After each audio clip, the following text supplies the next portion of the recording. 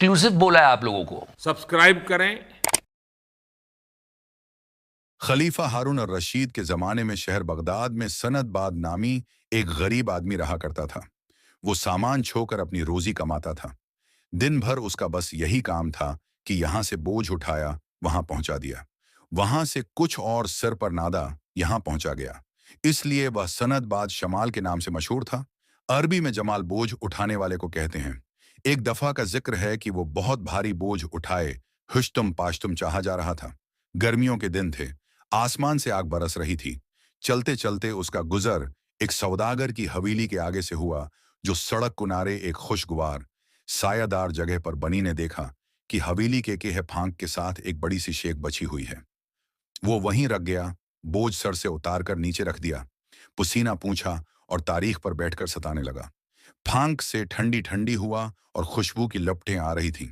हवेली में कहीं गीत गाए जा रहे थे, कहीं बाज आंच रहा था और कबूतरों, बलबलों, फाख्ताओं और चुकूरों की मीठी मीठी बोलियां सुनाई दे रही थीं। सारे परिंदे चहचहाकर अपनी अपनी जबान में खुदा के गमन गा रहे थे। बाहों के सुरों, गाने वालों की तानों और चड़ियों के छचियों ने आपस में घल मिलकर अजब समा बांधा था। ये सब सुनकर सनदबाद का दिल बाग बाग हो गया। वो उठकर फाटक में जा खड़ा हुआ, एक और अंदर झांक खुलने लगा। क्या देखता है कि अंदर बड़े ठाट की बारादरी बनी हुई है, जिसके बीच में फूलों भरा जान है। उर्द गर्द बहुत से नौकर चाकर खड़े हैं। बिल्कुल ऐसा मालूम होता है जैसे किसी नामी गरामी बादशाह का दरबार है। हर तरफ से मोहम्मद है, मोहम्मदा खानों और शुरबतों की खुशबू आ रही है। बादशाह का महल है। ये सोचकर उसने निहायत अदब से अहल महफिल को सलाम किया, उनके हक में दुआएं की और फिर सर झुकाकर चुपचाप खड़ा हो गया। हवेली के मालिक ने बड़ी गर्मजोशी से ओत खुश आमदीद कहा और अपने पास बैठा लिया। उसके बाद उसने तो करूं को हुक्म दिया कि नए मेहमान के सामने अमदा अमदा खाने चने, और सनदबाद से कहा कि तकल्लुफ न करो।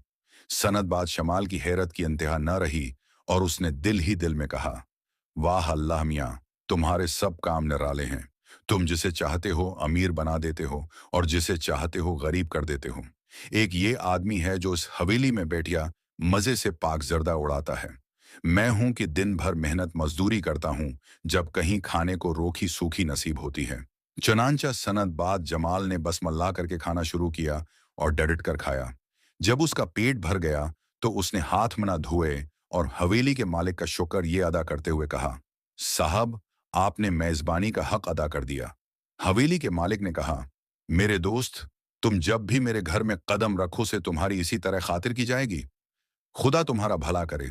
जरा हमें ये तो बताओ कि ये कहकर उसने अपना बोझ उठाया और वहां से चलाना ही था कि एक खूबसूरत मुलाजिम लड़का, जिसने कीमती लिबास पहन रखा था, हवेली से निकलकर उसकी तरफ आया। उसने आते ही सनदबाद जमाल का हाथ थाम लिया और बोला, अंदर आ जाओ, मेरे आका हस्सें याद फरमा रहे हैं।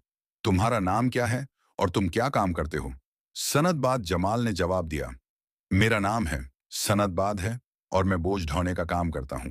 सनदबाद जमाल ने तमाज़दारी से काम लेकर उसे टालना चाहा, लेकिन लड़के ने एक न सुनी। आखिर सनदबाद जमाल उसकी बात मानने पर मजबूर हो गया। उसने हो जो उनार गेरदरबान के पास रख दिया और लड़के के पीछे पीछे चल पड़ा। ये जवाब सुनकर हवेली का मालिक मकर दिया और बोला, वाह भई वाला, ये अजीब इत्तिफाक है। मेरा नाम भी सनदबाद है। मुझे आम तौर पर सनदबाद जहाजी के नाम से याद किया जाता है और लोग मेरी सरगज़श्त सुनकर बहुत हैरान होते हैं। मेरे भाई, अभी मैं तुम्हें अपनी बीती सुनाऊंगा।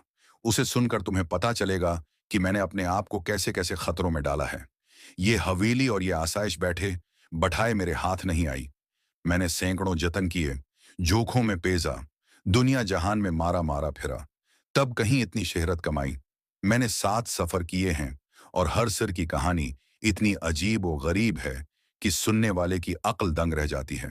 मेरे साथ जो कुछ पाइश आया वो मेरे मुकद्दर में लिखा था, और ये मैं पाई है कि किस्मत का लिखा पूरा होकर रहता है। चलते चलते वो एक बहुत शानदार और 10 हाल में पहनी गए, जहां दस्तरख्वान बिछा हुआ था और बड़े बड़े अमीर और सरदार होंगे बेटे दावत उड़ा रहे थे, जगह जगह गल देते हैं थे और खुशबू में सिंग रही थी।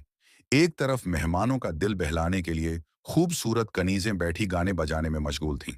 हाल के बीच में हवेली का मालिक बैठा था, जिसकी शक्ल और वज़ा क़िता कुछ तो वैसे ही बार सब थी और कुछ दाढ़ी में सफ़ेदी की झलक आ जाने से पुरकार हो गई थी। महफिल की शान और शौकत देखकर जमाल के होश उड़ गए और उसने सोचा, खुदा की कसम, ये हवेली नहीं है, जंत का कोई गोशा या किसी बहुत हुए। उसके बाद सनद बाद जहाजी ने अपने पहले सफर का माजरा सताना शुरू किया। दो पहला सफर 3 ताजरों को